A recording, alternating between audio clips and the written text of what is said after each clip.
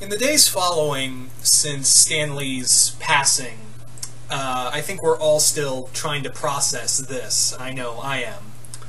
So, in retrospect, I've always found it that the best way to look at one's passing is to look at the legacy they left behind. And I think it wouldn't be remiss to say that Stan Lee left an amazing track record behind him. You know, helping to create, remember, co-creating alongside Jack Kirby, one of the most astounding comic book lines in history. You know, he went from this, even he's talked about how there were times where he just felt, I'm writing comic books and people would give me not even so much as a second glance, but over the years when he'd say, I'm writing comic books, he would, you know, people would say, excuse me, Mr. Obama, Stan Lee just walked in, bye. He was paraphrasing, of course, but could you blame him? I'm pretty sure that happened at some points where I could just imagine someone talking to talking to some other big-name celebrity, then Stan Lee came into the room, and they would just chat up a storm with Stan. I know I would. Now,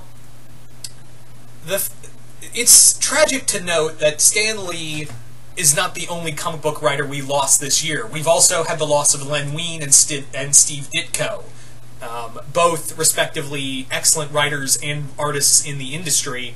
We've also lost, of course, Bernie Wrightson, co-creator of Swamp Thing, as well as a fantastic horror artist. But Stan Lee, of course, was probably the biggest impact for us, because the sad note of it all is that we all knew that this day was coming, but it's something, even though you know something is going to happen, you don't prepare for it. Like, I thought about there were times, like, when I was, I'd say, 10, 12 years ago, where I would just think to myself, there's going to come a day where Stan Lee dies.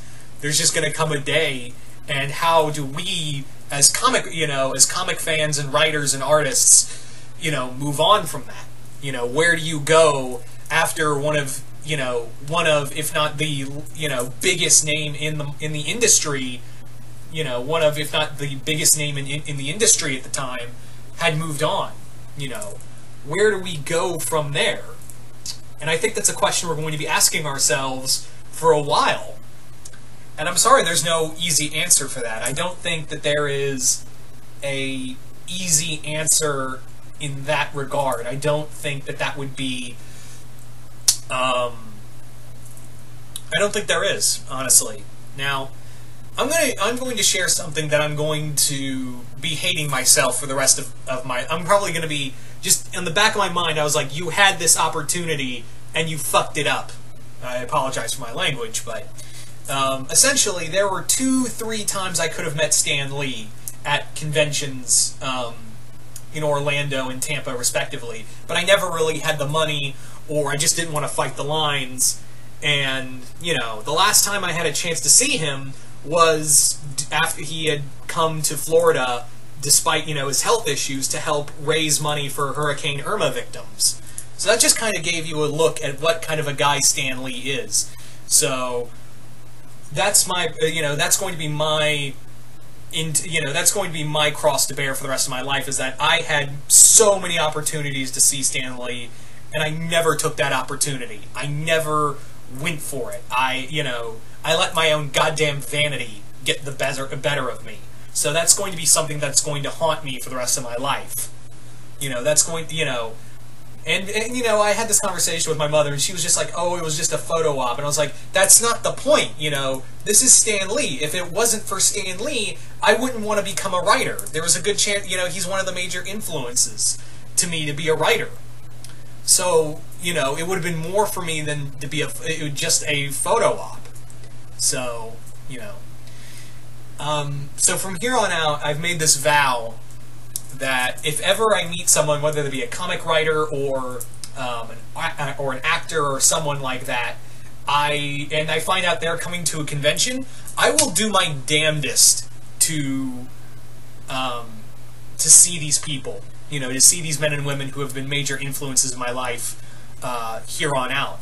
Because, if anything, this experience teaches us once again that, one moment you're here and then next you're gone. You know, you know. But again, like I said, that this, you know, this was a sad inevitability that we all knew, but we didn't think about. You know. And in one side, I'm happy for Stan, and I know what you're thinking. You're happy that he's dead? Not in that sense. What I mean is that I'm happy that Stan has passed, because for the whole year, the man had been gone through so much trials and tribulations, you know. Of course, with his wife's passing, you know, all those false sexual harassment charges that were put against him, as well as the abuse he took from one of his caregivers. It was tragic and heartbreaking, you know. It was heartbreaking to see this man who had, you know, given so much, not just in terms of comics and what have you, but, you know, just so much joy around the world. You know, just so much joy around the world, and have all this, you know, pain and anguish put upon him for months on end.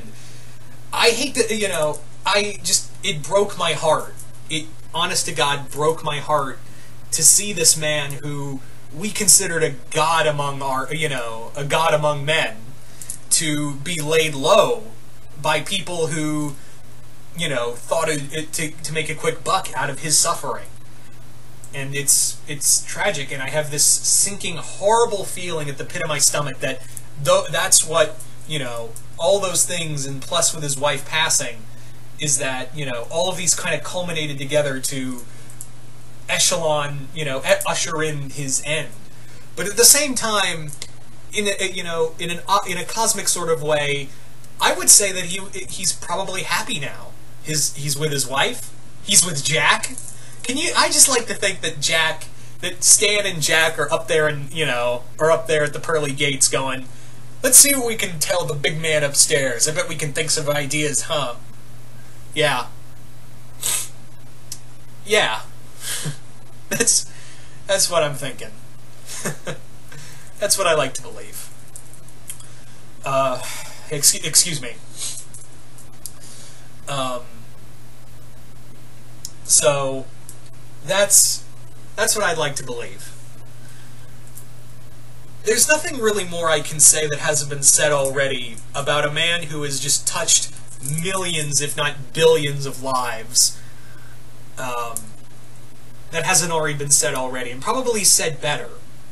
But all I can say is that to Stan and, you know, his family, thank you, Mr. Stanley, for, you know, on behalf of myself and everyone out there, you made us all true believers. And I would like to think that, you know, you left one of the biggest marks in history. I would like to think. And none of us are going to live up to that title that you had. There is never going to be another Stan Lee. Like there was never going to be another Jack Kirby.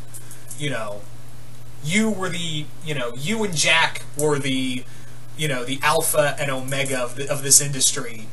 And to see, you know, to have you both gone is, you know, there is going to be no other Stan Lee or Jack Kirby. But we can all, you know, take off with the characters. You're not gone. You're not gone, Mr. Lee. I don't think we should ever think for one second that Stan Lee's gone. He's here. He's still here in these pages. You go pick up a Marvel comic. You read Spider-Man. You read Hulk. You read Fantastic Four. And he's still there. You know? He's still, you know, whenever you see Spider-Man fighting Dr. Octopus, or the Hulk fighting a giant robot, or the Fantastic Four conquering Dr. Doom, that's Stan. That's Stan telling you, you know, keep on, no matter what. Keep going.